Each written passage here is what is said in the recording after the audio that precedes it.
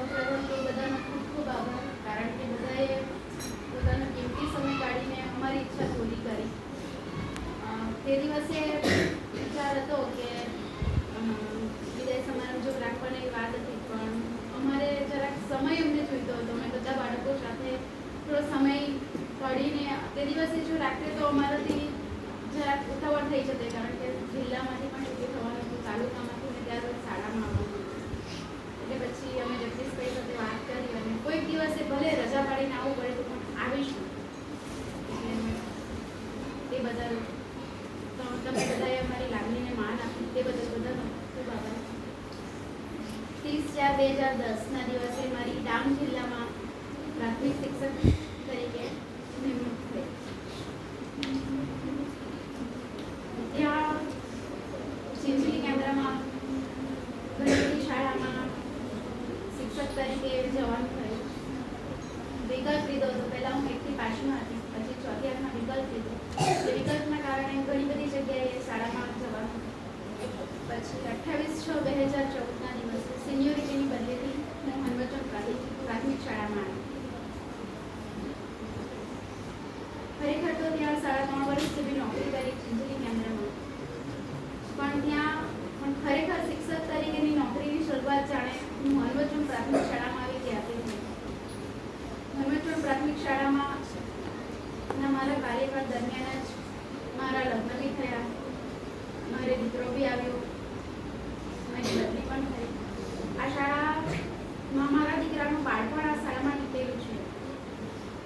કદાચ રિટાયર થઈ જઈશ ને ત્યારે પણ હું આ શાળાને કદી પણ ન ભૂલું. મારા જીવનના ઘણા બધા સંઘર્ષો, મારી મથામણ, આ બધામાં આખો સ્ટાફ પણ મને દીકરીની જેમ સાચવી છે. નવી નોકરી લાગેલી, ઘણી બધી હું નાદાર હતી. આ શાળામાં સ્ટાફમાં સૌથી નાની હું હતી. મારાથી ક્યારે શું બોલવું, કોને શું બોલવું એવી પણ કતા ગમતી નથી મને. આ શાળાના બધા શિક્ષકો મિત્રોએ મને એક દીકરીની જેમ સાચવી, મારી ઘણી બધી ભૂલોને માફ કરી અને મને મનમાં ન રાખી મને સાચો રસ્તો બતાવ્યો. મારા જીવનના ઘણા બધી તકલીફો હું શાળામાં આવીને જણાવતી અને મને બહુ બધું માર્ગદર્શન મળ્યું. ગિરીશભાઈ અને સીતાબેન, ગિરીશભાઈએ મને હાજર કરેલી અહીંયા. મને પણ તે દિવસ યાદ છે, મેં ગિરીશભાઈને ફોન કરીને જણાવ્યું કે મારે જરાક મને મોડું થશે. મેં શાળા પણ નહીં જોઈ હતી એવું પણ મેં કીધેલું. હું જ્યારે આવી ત્યારે ગિરીશભાઈ ત્યાં બહાર જ ઉભેલા હતા. શાળાનું નામ વાંચીને મેં આવી અને અત્યારે ગિરીશભાઈને મેં કીધેલું કે મેં શાળા નહીં જોઈ હતી, તો કંઈ નહીં તમે શાંતિથી આવજો. એનાથી જોવાની હું આવી. શનિવારે હું હાજર થઈ ગઈ હતી.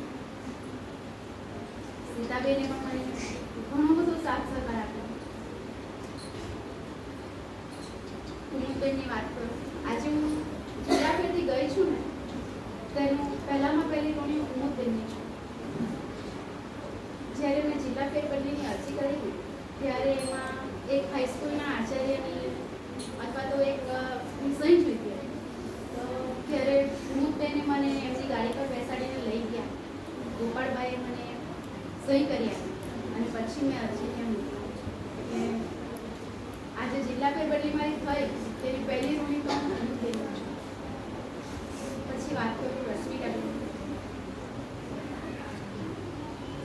એમની કદાચ દિવ્યાને કદાચ જેટલું માર્ગદર્શન નહીં મળ્યું હશે ને એના કરતાં અનેક ઘણું માર્ગદર્શન મને મળ્યું. જ્યારે મારા લગ્ન થવાના હતા ત્યારે એમણે એટલું બધું મને રીત રિવાજ વિશે એટલું બધું માર્ગદર્શન આપ્યું. પછી મારો દીકરો આવ્યો તો કદાચ મારા દીકરાને મારી મમ્મીએ જેટલો પ્રેમ નહીં આપ્યો હશે ને એટલો રશ્મિકાબેને મને આપ્યો. અમે સાથે અપડાઉન કરતા.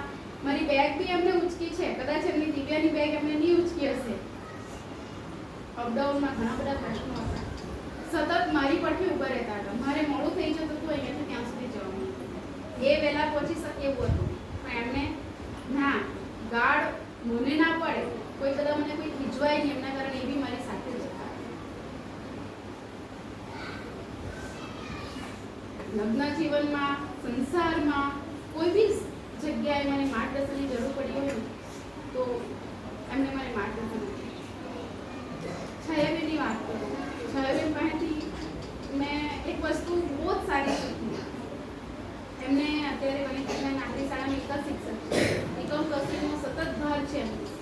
બી એમને એક વસ્તુ આગળ જ ધપાવ્યું છે કે ભણાવવાનું, તમને ભણાવવાનું એ કદી નથી ચૂકતા. એક ગુણ એમની પાસેથી શીખવા જેવો છે. પૂર્વીબેન મેં આજે પૂર્વીબેન એવું બોલી, જગદીશભાઈ બાકી મારાથી 1 વર્ષ મોટા છે પણ મેં એમને કદી પૂર્વીબેન એવું નથી બોલી. અમે મિત્રો જ છે. મને બહુ જ સપોર્ટ કર્યો. છાયાબેન અને પૂર્વીબેન સાથે તો કદાચ મેં નિરાશ હોઉં, મેં રડું, મારું બધી બળાશ મેં એમને આપી દઉં. કોઈ બી મારા લાઈફમાં પ્રશ્ન થાય તો હવે હું ત્યાં ગઈ છું તો ત્યાં બહેનો જ નથી, તે શાળામાં કોઈ બહેનો જ નહીં હતા ઘણા વર્ષોથી. એક બેન આવ્યા, બદલી કરાવીને જતા રહ્યા. અત્યારે મારી પહેલા 6થી 8માં એક ભાષાના ટીચર તરીકે, એક અત્યારે બેન બીજા બદલી કેમ્પમાં ત્યાં હાજર થયા. એટલે અમે બંને બહેનો નવા જ છે અને હજુ એક બેન આવતા છે એવું ખબર પડી પણ છૂટા નથી થયા. એટલે હવે પછી 3 બહેનો અમે થવાના છે. કદાચ મને આટલો સરસ સ્વભાવ, કદાચ હું ત્યાં મેં મારી જીવનની કોઈ બી પ્રશ્ન હોય, મારી કઈ બી મૂંઝવણ હોય ને તો આંખ વીંચીને આખા સ્ટાફને કહી દઉં તો મને માર્ગદર્શન આપે. કદાચ આવું ત્યાં ના પણ બને.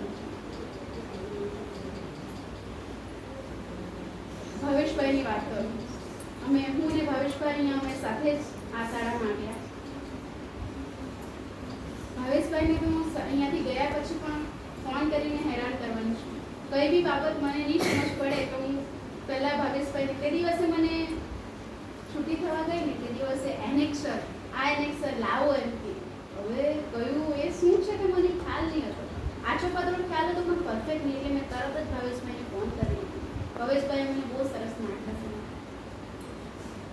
પગારની કોઈ પણ બાબત હોય તરત જ ગણતરી કરીને આપી દીધી.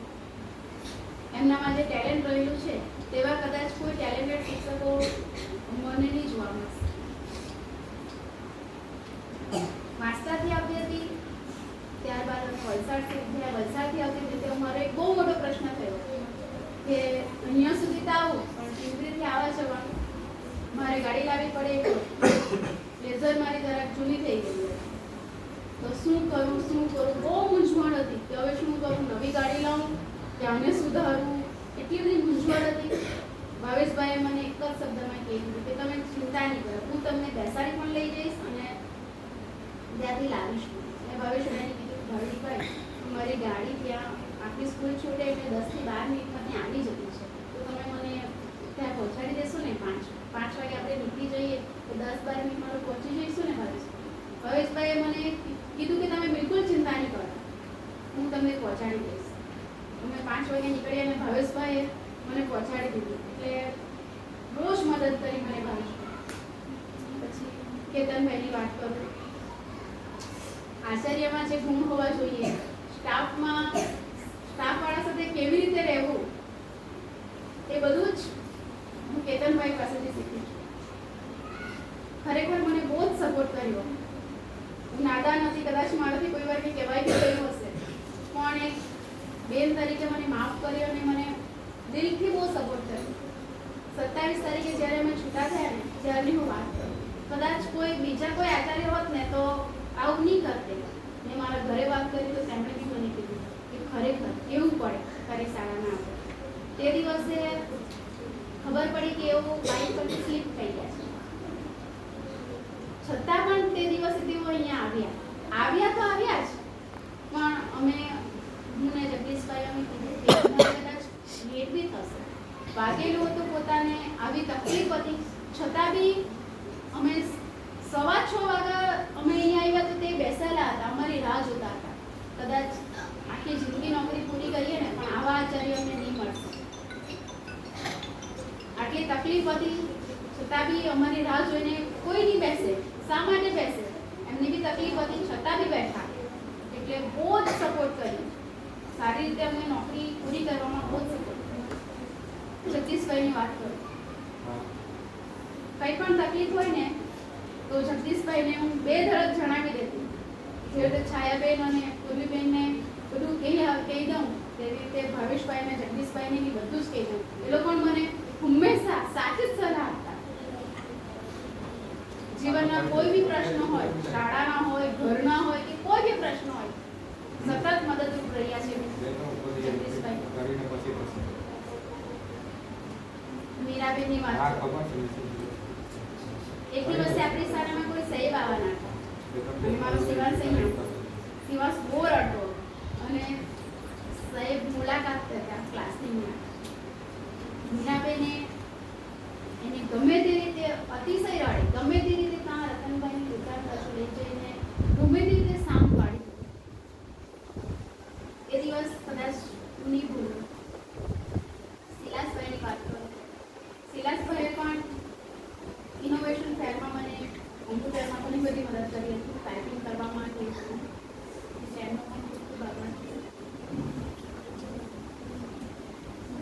મારે વલસાડથી થોડું નજીક થાય, અહીં આવતી હતી એના કરતાં મારી સ્કૂલ ખાલી છે તે થોડું નજીક થાય. ગઈકાલે જ મને શિવાંશના પપ્પાએ પૂછ્યું કે તું તો નજીક આવી ગઈ પણ ખુશ જ નહીં મળે, તારે તો જવા આવવાનું અડધું થઈ ગયું, જવા આવવાનો કોઈ પ્રશ્ન નથી પણ તું તો ખુશ જ નહીં દેખાય.